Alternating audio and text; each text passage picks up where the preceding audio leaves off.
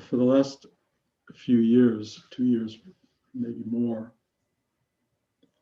I had been having these really terrible headaches and was told that I needed an operation 10 years after a previous one on a disc in my neck, which, as you all know, I had last end of August, and ended up in the most pain I've ever been in my life, and started going to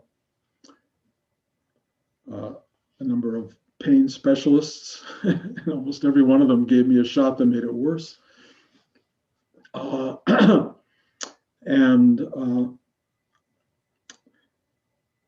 then I was given medications that covered pain, and I've, over the last several months, begun to get rid of one of them completely, and tried to work on another one. And because of COVID, I had avoided going to this one pain doctor who said he could help if there was any residual pain. And I ended up finally, after 2 weeks past my last shot, going to see this doctor. And he gave me a shot on a week ago or so. And it's everything exploded in more pain than I have had to deal with before. So I'm going to talk about pain today. I will tell you before I start, Eckhart Tolle does a whole presentation on pain body, and he's much more eloquent about all of this than I am. And I would recommend, if you really want to learn a lot more about pain body, perhaps go listen to his talks. But I'm going to talk about it because it has such foundational aspect in our lives. And it does not necessarily present itself early on. And many people who meditate do so to avoid it, to get past the experience of having pain or suffering, either physical or emotional or otherwise. And I pretty much at this point believe that there is no out from this, as far as I can tell. But there is superficial experience of pain, which can be profound, and which can be treated, as Rudy would say, if you have a headache, take an aspirin. And I really think that's true. If you have access to easy medication on that level, you should use it. But there are pains that really are not so easily treatable. And of course, one of my great lessons, which I repeated to you earlier this year, was going to the hospital and asking for morphine and being told that wouldn't go near what I was dealing with. And they wouldn't give it to me. And I know that it was true because the little I had also didn't touch it. So what is this thing? And do you escape it? Well, one of the things that brings this to mind was watching the Pope yesterday in Iraq, walking, and he was limping. And the newscaster said, well, you know, he has sciatica. And I thought, but he's the Pope. Why would he have sciatica? Nityananda, Rudy's teacher, had what I can only imagine was awful arthritis based on the way he walked around in his diaper. When I was at his bed in his bedroom in Ganeshpuri and saw he slept on a stone cement padding with a tiny little blanket, I could only imagine that he looked at pain, had pain, and went, oh, well.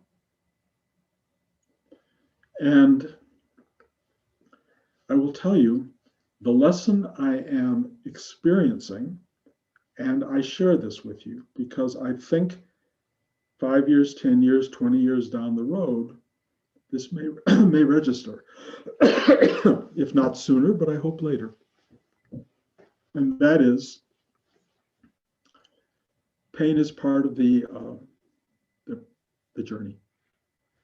And as you get toward the end, the environment of pain, which is very bodily, is pervasive. You are surrounded by, impacted by physiological, emotional, biological pain. And You can only treat it so much with externals. If morphine doesn't work, you've got a problem. And after a while, aspirin and things like that don't really get there.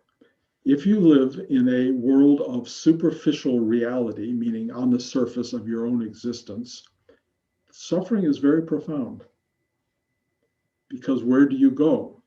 I don't know about you, but we live in a place with very mediocre doctors. Mediocre doctors don't take care of it, and you can't get in to see them anyway. Everything takes time and needs referrals, and you can only imagine the absurdity of it all. And then they don't integrate, so you don't have a good picture, and you don't generally have an advocate to deal with these things. So where does one go? And of course, you know where I'm going to go with this. And Rudy said it pretty directly. The equation for spiritual practice is depth over time. You go deep. You go deep. Where is comfort? I'm not going to even say comfort is exactly the right word, but where is the thing that goes, oh well, or ah so, or okay? It is not on the surface.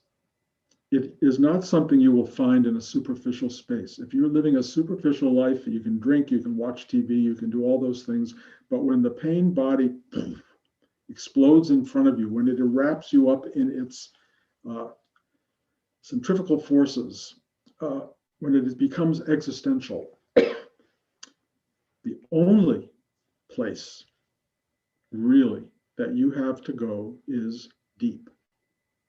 Depth is the answer. And depth is an obscure idea, although we talk about it pretty regularly. There is a deeper self. There is a deeper self that you can enter through your mind, which involves deep awareness, thinking, deep perception, deep thought. There's a depth through your heart that involves incredibly deep feeling, presence, awareness, acceptance, allowance. There's a depth in your gut that knows how to be, that knows what to do next intuitively. And if you go deep into that, you will be profoundly guided through pain. I'm not saying it's a cure-all, and I'm not saying it will get rid of the pain. The way I talk about it, and you've heard me do this a lot recently, is it will look at the idea of who is hurting, who is being affected by the pain. And you will know immediately your body, the body, is being affected by the pain. But as you go deeper and deeper, you start to be aware that you are not limited to or expressly specifically a body. You are something, and I can't give it a name, but we call it consciousness, awareness, presence, that observes via the body, through the body, that touches life, existence, manifestation through this thing, which is impermanent, which will fall apart, and which will hurt as it falls apart, even in one swift blow or in slow deterioration, one way or the other. But this meditative experience, which people try to go to avoid that, does not avoid it. You cannot walk away from pain any more than the Pope can get away from his sciatica. We suffer as physical beings, but there is this thing, and I don't know what to say about it other than I can lie in bed at night in a state of, I won't go into all the drama of it, and I just watch it. I go, I don't like it. I can interact with it if I need to and say, I wish you would go away. I can get very caught up in it. And my dreamscape often does get caught up in it. But in awareness, I watch this pain and I go,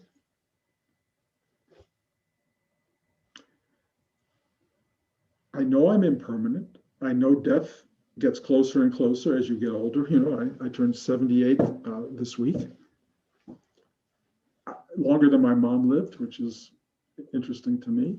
but I know I'm only going deeper into age, deeper into finality, and the pain issue brings up existential issues of what next? What next? And the pain makes you sort of not want to go forward into the next because it hurts. Having years of meditation make you think that you're going to somehow avoid the outcome that every human being experiences. You begin to realize not true. You can't avoid the outcome. We're all headed in the same direction, and we're all probably going to hurt at some point in time. But if you go deep by sitting still, getting quiet, perceiving this inner space, which you might, I find it very directly through my heart chakra more than anything because it leads me into love, and that's my open door. But I also have open doors in my mind, if you will, and in my intuition. And as I go inside, there is this thing waiting. I talk about it every week, but it's this thing that goes high, high. And it really loves me. It loves me. And because I know from some intuitive way that it is not me alone, that it is a universal embrace, it loves you as well. And so I feel a sort of kind of authority to say, you too will find this if you look for it. Seek and ye shall find. I say that often. I'm not the only one. The door is open if you knock. And you go inside and there is this space, but you have to go deep. It's not superficial. The superficial will not get you there. And if you are living on that surfacey place of whatever it is whatever that may be, it's fine. I'm not saying don't do that. But when the time comes, if you don't have the muscle, the expertise, the ability to go inside, you'll be very lost. You won't know how to get there. You won't know what to do. It's just practice, depth over time, stillness over time. You go to this space, you go in, and then when you're there, you feel like what you feel like when you hug your mom or your dad or your lover, your partner. You feel this real, like, oh, and it really cares about you. It really cares. It's not obscure. It just takes you in and you go, huh. And then the pain arises, and you probably, again, we reference this frequently, Christ on the cross felt abandoned by that love. Why have you forsaken me? If Christ can go through that, if the Pope has pain, if Nityananda has pain, everyone feels abandoned by it. Nisargadatta, I've read his book a lot, I Am That. At the end of his life, because he smoked so much, he had terrible lung cancer, terrible pain.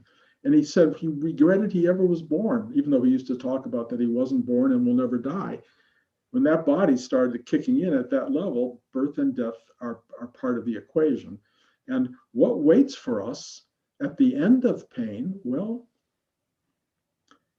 that's part of your religious identity, maybe. It's part of your dogma, whatever you believe or don't believe, what will await for you. I honestly don't know. I actually have arrived at a place of no knowledge of anything. However, what I keep repeating week by week is, as I go really deep, this thing arises. Even after it has gone away for maybe days at a time, this thing comes back, and the best word for it is wonder. Like, wonder. Is that what awaits us? If I have to vote on it, yep, that's what awaits us. At the end of pain, which we go through for I don't know what reason other than it's part of coming into physiological being and taking it and having it for a period of time and then disintegrating out of it into whatever you came from. This inner journey into this inner space of deep, deep awareness fills me with wonder, awe. And then to use my panoply of words, gratitude, thankfulness, a sense of goodness and kindness and joy and love and beauty and truth, all of that stuff. Is that the final? I don't know. If you come to this practice to get the final, you're in the wrong place. There are people, I've said this before, who will tell you what the final is. You go to them, let them tell you, and you can have a belief system that will carry you through that. I do not know what that is, but if I had to place my bets on the final, it's something to do with wonder, something to do with the beauty, the joy, the exquisite sense of being, the fullness that I spoke about last week. That seems to me to be what this leads toward. Why pain? I think, to the best of my knowledge and understanding, it erodes the separate sort of lines between you and what is. It erodes it. It works it away. And you start to look at the boundaries of biological self as not all that relevant. Pain is there, and you will feel it, and you will do your best to go so, and you may screw up entirely. It may be really hard and even impossible to do, but you do your best. This training, this absurd thing of sitting still and going deep, as opposed to just having a drink, smoking a joint, turning on the TV, this really does something. It really takes you to a place that feels like, I get it, I trust it. And you're going to have to trust it because they're going to take away everything else. They're going to take away your aspirin. They're going to take away your TV. They're going to take away your alcohol. They're going to take away everyone you love. Everything you care about in the world is all going to go away. How does one open to and accept that? How? Without enormous loss and suffering. The only answer I have, for better or for worse, go deep and see that nothing that is created can ultimately be taken from you. Is that true? I don't know any other truth, really. And I can be wrong in it, but I live it because it has a persistence of arriving when I need it, of informing my day-to-day life, of filling me with something that I cannot begin to understand, but it's an expanding sense of joy of being. I repeat this to you almost weekly, but I wake up in the morning next to my wife and I go, I am so grateful to find this person in my bed with me. I'm so grateful to be able to touch and feel this breathing, wonderful being. And Blanche and I, we talk about this now. It used to be just kind of background, but now we just talk about it. Just how grateful we are, how lucky we are. What an amazing thing to have partnered in this long journey, and what a horrible fear we have of losing one another. And yet, the poignancy of that awareness, because we're getting older, our minds are going, what are we facing here? Well, you listen to me week by week. I don't tell you anything new. Go in here and you'll know what you're facing, because it's the only thing that's in front of you. What's in front of you is not out there. It is not out there.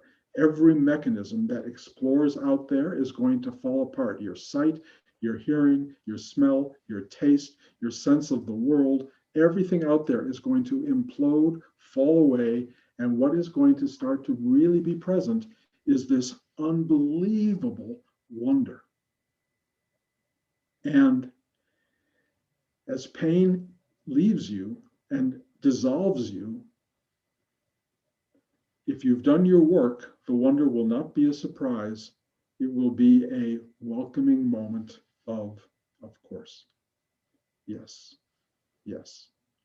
And that's that. Now, there are religions that promise specific versions of this, heaven and hell and all these all these kinds of things. And well, I can't say any of them are necessarily wrong, but I would tell you, and this is really important, don't listen to me. Don't listen to any other teacher. The only one that matters is you. The ultimate teacher, the ultimate teaching, the ultimate truth will not come from outside. It will not come from anybody else's instruction. It will come from your own entry into who and what you are. Source, the essence of you. That is what you will have to guide you. If you are not in dialogue with that self, with that internal being, you are going to be dependent on a thing that is going to erode and fall apart painfully around you. So the injunction I have is do the work. Depth over time. Go in. Don't put it off, because it's a journey. And if you don't have time for the journey, you won't get to go into anywhere worth visiting. You know, if you are in your 90s and you take a plane trip to Beijing and you get off the plane and you walk downtown and you die, what was that? You don't want to go somewhere at the last moment of your life. You don't want to get instruction in all of this when you're in your 90s or 80s. You want to do it now. And you want to do it now because you create a capacity to journey, a capacity to enter into the depth and the truth of your being. And what you discover is that the part of you, the physicality of you, the demarcations of your body, mind, being are very, very much interior, not exterior. The exterior of you is everything that's happening at any given moment. And your perception of all of that is from way deep inside. And if you are not aware of the perceiver and you're only aware of the perceived, and you don't know what to do when that which is perceived ends, the perceiver is going to be a shocking thing when you discover it. Like, wow, that was always there. And I never even noticed. I never even looked. I never even thought about it. Well, existentially, time has come. Think about it. Go there. Not on occasion, daily. Sit down, be quiet, find your way into this spot, even when your mind is going off into, I could be doing other things and would like to do other things. Find your moment. If it has to be like going for a walk, then go for a walk. Do the thing you do that brings you to you. Because in the end, when everything else dissolves, I don't believe personally this will go anywhere. And when it announces itself, you will discover that it's not just the essence of you, it is the essence of all there is, of everyone you've ever known. It is the totality itself, and it has been there the whole time. And if you perceive it, it will fill the life you have and prepare you for your departure from it. It will allow you to look at pain and understand that pain it will always be part of the journey for every human being.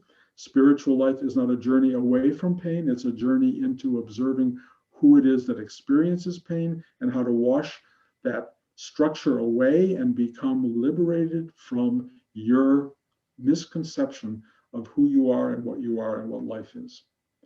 Life is a temporary phenomenon. You are not. Find yourself. Find the eternal wonder that you are.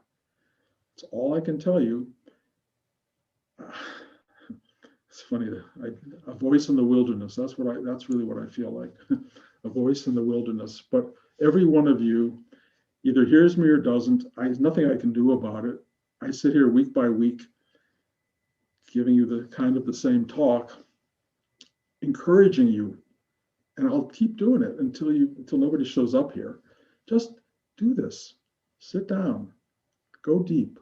Feel this, and you will be very grateful, not to me, not to Rudy, but you'll be grateful to yourself, because yourself woke up to who you were. Yourself went, come on in, knock, knock, who's there? I am. And you get to go in, and you go, oh, and then when you look around you at the manifestation that you are, wonder will greet you in the face. Poof! And I mean everywhere, everywhere. Blanche and I designed this house, which I don't know where I am in the universe, but this house, wall by wall by wall, place by place, are little tiny pieces of our life that just flash at us and bring joy, joy, joy, joy, joy. We've built an outer scape that kind of mirrors the inner scape. Do that for yourself. Put up little things that make you happy. Put things around you that remind you this is a beautiful thing we're in. This world is an amazing space. We are so blessed to be part of this, even if you're feeling separated from people you love and that life isn't giving you what you wanted and that things that should have been didn't happen. Forget all that. Just wake up, walk outside, go, oh, wonder, wonder. You've done it. Okay. Long-winded. I know I get that way, but I just really want you guys to know. I mean, if this pain is terminal, forgive me, I get existential that way, then these talks are all I've got to leave behind. So I've delivered this talk. You can listen to it down the road if you need to, or whenever you need to, but I feel better having put it into the lexicon of stuff I need to put out there. So I love you guys. Are there any questions? You'll have to unmute yourself, I suppose, if you have a question. So, Bruce, I don't know if this is a question or a statement or what this is, but it seems like it wants to come through. My experience in meditation was this really profound sense that nothing has to change. Like oftentimes I'll meditate and there's this, oh, this needs to move, and it was just nothing needed to change. And when I think about, I guess that's what's presence, I suppose, is, and when we're in pain and we want to really just get away from it, that's the furthest thing, I suppose, from presence. And the ego, I'm sorry? Or not. Right. Very present. Well, right. But if you want to escape it, then you're trying to escape the moment. And there was this awareness that the ego didn't really like the concept that nothing needed to change, because then what was its role? And then there was this awareness of that. So even in this awareness that nothing needed to change, it was clear that things were changing anyway, because a new awareness showed up, and it felt like that's what change simply was just a new awareness coming from the infinite that was there and the need for nothing to change. So it was powerful. Yes, Todd, thank you. That I agree with all of that. Thank you. So I guess it was a statement. Kenneth. Bruce, it's a very interesting phenomenon that you've done a lot of pain abatement and it still kind of comes through. And I think on an inner level, since I've known you've had this, there's like an image of a knight on a chessboard that just keeps standing up and saying, hey, I'm here. And when I was a kid, when I'd have a flu or some pain, I mean, it really has the tendency to bring you to the present at one, but also sometimes there's a message if you grok through it, But I kind of hear what you're doing is kind of like, so it's there. I wish it would go away, kind of. But does it have, maybe it, in its essence, carry a message? And that's one part of the question. Maybe another different question, it brings you to the present. And we're now talking about the time when we pass and preparing for depth over time. I've also heard you talk about the present moment. What about the present moment in this? Well, I think dealing with pain is about as present tense as you can be. Wanting it to go away is a human phenomenon. It's part of the ego-mind structure, and it's not going to go anywhere necessarily. So what you have to do is go, okay, so it is the present moment. Nothing brings you more into the present than pain. It's really absolutely about that, and you really learn to go, so. And I'm finding in the middle of pain more love, more joy, more beauty in my life than I have ever seen or witnessed before. So all I can tell you is you cannot really escape pain. And if you can't use an aspirin to get rid of it, or a doctor can't give you the meds that you need to get rid of it, You're dealing with an existential reality that you have a spiritual mechanism to work with. And that's what we've got. And that spiritual mechanism is sit deeply into the space, open to it, accept it for what it is, and do your best to be present with that. And pain is a really great teacher in that regard. Rudy called it God's love, which is a complicated idea, but it really does teach. It really teaches a lot. And this talk today was a talk about the teaching of pain. And I hope it penetrates on some level. It's not to avoid, it's not to escape, and it's not to complain about. It's just there. Although poor Blanche, she has to deal with my complaints. On the other hand, I have to say, it makes you very human. And being very human is not a bad thing.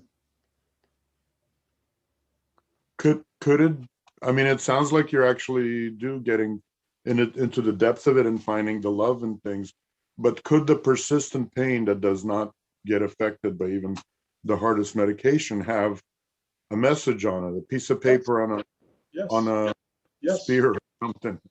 It does. I mean, I can't tell you what it means other than it's very present. It just lets you know it's there. That's all I can tell you. And you'll learn from it, and it will teach you on its own terms. Thank you for bringing the real here. Thank you. Sure. Bruce, I'd like to just speak up. There's something that I've been studying lately, actually. I help people through relaxing to a point where they get to that core, like you're talking about, within. And some people have a problem doing that. And so what I try to guide people through a meditation, hypnosis, actually, they get down to talking to their higher self. And some people, it's just it's so foreign to them. But what I'm also learning through the past couple of years is the body, every pain, every discomfort is a simple sign from the body that something needs attention. And that's the thing I've learned too, that if people go deep, whether it's with someone guiding them through it or in their own meditation practice and working that muscle daily, they really will get the answers of what the reason that pain, that part of the body is trying to communicate to them, which is really a miraculous thing. And once a lot of people discover what that issue is, a lot of times that whole pain and discomfort can dissipate. And if it's still lingering, there's obviously a reason, like you're saying, it's supposed to be present still. But I think it's a real beautiful thing that can come when you just go within. That's great addition. Thank you. I appreciate that. Thanks, Nancy. Yeah. George? I was just going to ask everybody to, when they go in their meditation, to really open their hearts and picture you in the middle of their hearts and just send you love and compassion. I think that'll help. Sweet, George. Thank you. I do think I feel so loved by life itself, and I appreciate anybody who wants to send more love. I'm always totally open to it, and I must say I'm trying to return it as well. But I do know that being loved, you must also be open to receiving love, and you must be open to emanating love, and that the pathway between them is a dance space that we are on the dance floor with and in total flow with life itself. Life, death, pain, joy, all of those things move together in that space. The more we bring love to the table, the more we share it with each other, the richer that dance is. So thank you for bringing more people into the dance. And I welcome all of your love and consciousness. I'm not running away from pain. I am studying what it is and sharing what I'm learning. I'm not looking for people to feel bad for me, and I really don't want people to write me with all of their pain relief ideas. I'm just trying to say that what I am going through is not unique to me. Many of us are going through that in our own way, either emotionally or physically. And if we're not, at some point we will. And when we do, trying to find that inner space of acceptance and release will be very valuable. That's all I'm really trying to communicate. Yeah, Wendy. Bruce, my question is what you have discovered either about the relationship between emotional or physical pain, or maybe the differences, or anything you can say on emotional pain specifically. Well, there are certain things that are purely emotional pain, that have to do with other forms of suffering than physical. Emotional pain is loss, not getting, feeling inferior to. I mean, there's a million things that cause emotional pain. Physical pain, often with emotional pain, the emotional pain is why me? Why am I having this? So you add a level of emotional pain onto the physical pain, and it becomes pretty unendurable for many people. And most people don't know where to go with that kind of pain. And, there's not a lot that we have to offer. I mean, there's psychiatric help and there's therapeutic help and there are drugs and things, but a lot of that can also cover over the pain rather than allow you the opportunity of dealing with it. I'm really trying to say, if you have the skill set and the power to just relax and open and ask for help and go deep, you will find a way to deal with this that will allow you to get through it, or allow you to witness it and be with it without being suicidal, or without being so traumatized that you can't function. And that's a real problem. For many people, pain comes in so many different ways and lives with us for much of our life, and much of it hidden. And when it finally gets unhidden and unleashed, it's like, oh my God, this thing has been there the whole time. That's really hard. And when the emotions react to that, it gets harder. So as human beings, we're very fragile. We are very given to these kinds of experiences. And the meditative life is an alternative to medicated life, and allows you to work with these things, not as punishments, not as something cruel happening, but as part of a process of unfolding, letting go of the doorways that are trying to hold this tight in place, or trying to break down the doors that are holding it in place, trying to free yourself from the pain, and finally just going, I accept it. And as you go really, really deep inside, the struggle subsides, and you go, there's nothing I can do. You begin to live with the pain. Living with the pain is, in fact, a great teaching. Just live with it and find you can get through the day. You can do it, not fun, but it is part of what I think people who are approaching the end of their life are really learning more than anybody. You are alive and you're in pain. You can look outside and see the trees blowing in the wind and love it and know that you're in pain, and you just take on the whole. Taking on the whole is really what we're trying to learn in this sort of experience of meditative life. Go deep, which will give you the capacity to say, so, to the discomfort and the beauty and the love and the struggle, and just be. And that's a real practice. That's all I can tell you. If I hadn't found Rudy, and I hadn't learned any of this, I cannot imagine how I would be on this ride. I don't know how I would do it. And I watch people who are on this ride without that, and they suffer a lot.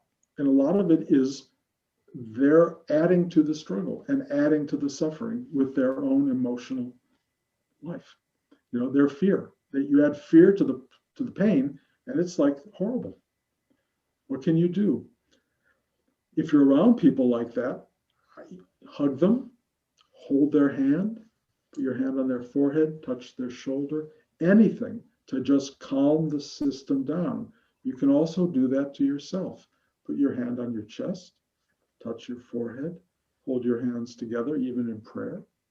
Ask for help, get quiet, and it starts to dissipate, and you can do it until you can't. But I am not at that point. I can't discuss that because I don't really know it. But my hope and prayer is when that point happens, it'll be unbearable until the next thing. And the next thing, my suspicion is, will be amazing. We'll see.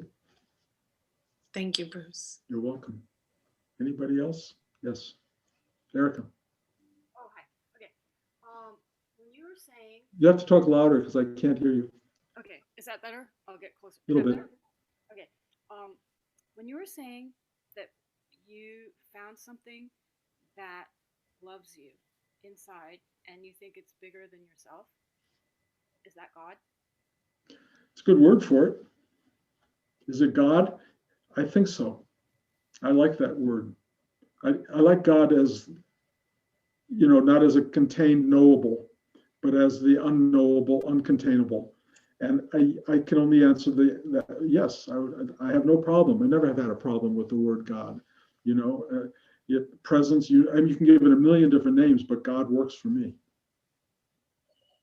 Can I ask a follow-up question from that? I can't hear you. Can I ask a follow-up question? Yeah, loud though. Okay. Okay. So yeah, okay. So I struggle with okay, so I do believe God is mysterious. So obviously everybody struggles with understanding God. It would be strange not to struggle with that. But if do you believe God is nature, and pain, if so, then pain is also part of God, right? Or is Yeah. it? Okay. Yeah, pain is part of God. The thing about trying to give God any kind of definition is what's doing that is other than your mind. Try to imagine you are an ant crawling around in an ant hole, trying to understand the nature of reality. That's kind of what we are. It's just we're not capable of that, but we are capable of knowing, unlike an ant perhaps, that we are part of what this is, this unbelievable wonder of creation. I don't know what to say beyond that, but we know we're here and part of it. Reed, did you have a question? Actually, I just wanted to add something that I remembered that I think is pretty relevant to the meditation, which is in Chinese medicine, which is about qi, the flow of qi. Pain is blocked qi. So when we meditate, we're actually, number one, we're no longer fighting with the block, which exacerbates the block, but we're also circulating energy. So we're actually opening the channels and doing healing of the block. So the kind of that makes things clear to me. Great. Yeah. Thank you.